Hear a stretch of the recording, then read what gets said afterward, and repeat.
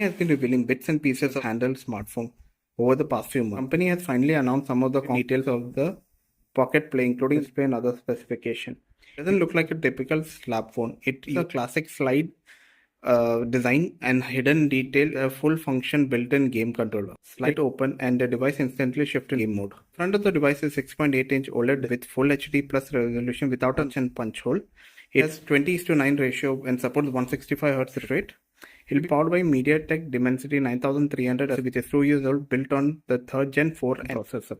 The chip uses octa-core CPU design paired with ARM Immortalis-G720 GPU. They had air active cooling system to help keeping performance stable. Graphics and audio has not been ignored. Phone includes X-axis linear motor with 4 modes for more nuanced feedback. Stereo dual speakers aimed at and making multimedia feel immersive. With gaming focus, it does not give on every phone features. It has full communication including USB Type-C 2.2 Gen 2 with DisplayPort 1.4 video output, a fingerprint reader built into the power button, a combined slim and microSD card slot.